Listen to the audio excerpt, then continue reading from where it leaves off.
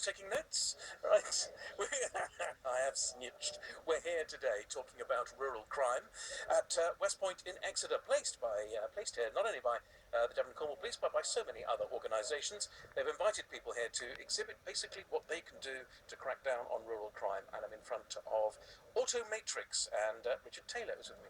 Richard, good afternoon. Hi, good afternoon. Now, what are Automatrics? Well, Automatrics are a company that provide an approved security tracking system. I think most people identify tracking systems as what they are, but there are actually different groups of tracking systems.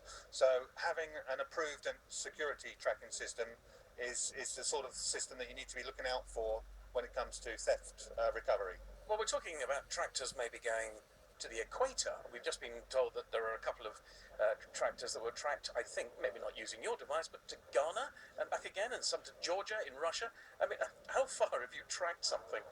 Well, we've had tracking systems in New Zealand, Tasmania, Vladivostok, Russia, and Miami. So it's a question of using roaming SIM cards and being able to communicate around the world. So how big is the actual device? Is it? Can you show me? Have you got one here? That is it, about just slightly larger than a mobile phone. Yes, I'd say it's about smartphone sized, and you can deploy this in any asset, and then you can recharge it, when you need to use it for, say, another vehicle or next application. So you can move it around. That's amazing. We had a text in earlier on from Hillary in Seaton. Farmers should fit vehicles with tracking devices. Young farmers need to be more proactive. Okay, if there is a young farmer listening here, how can they be proactive?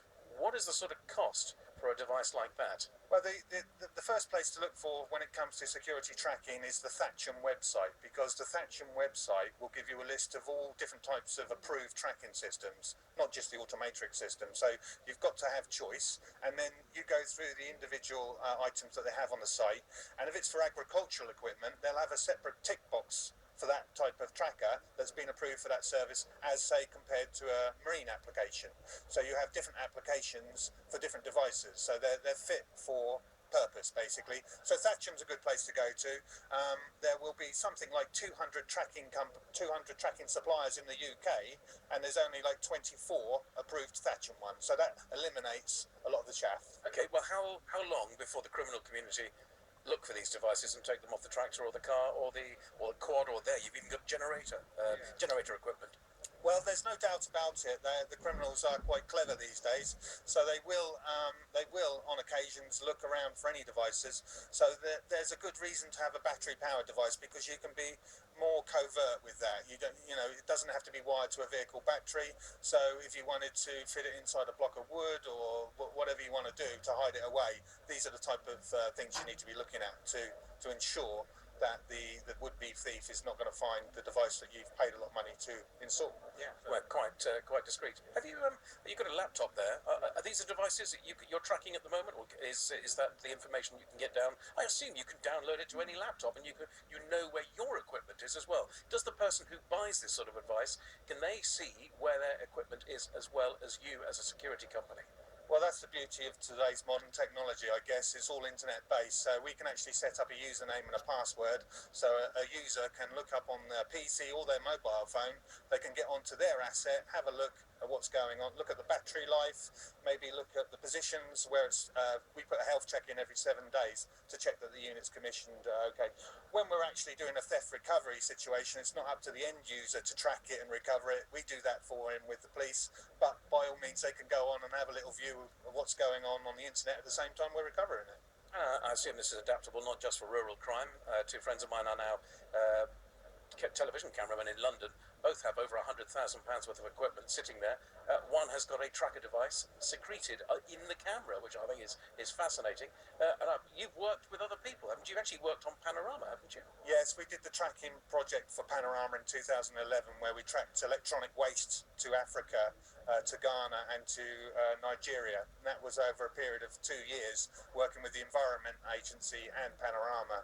That was like an exposure of the fact that any electronic waste should have been recycled in the UK, but basically it was just being shipped abroad in steel containers and dumped in Africa, and that was the exposure, and that was good exposure for us. It really showed the quality of our equipment, being able to track inside metal steel containers isn't easy, you know. So you need separate layers of technology.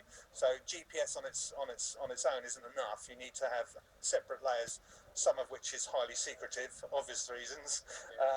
But a GPS system is all well and good for checking this, that, and the other, but not to be relied upon because it's an unsecure frequency. Actually, it's on Wikipedia. You know, you can see the frequency. So GPS tracking per se is a good idea, but you still need to be looking for the Thatcham approved devices that may have more layers of security faced them. Just remind me, how much for that?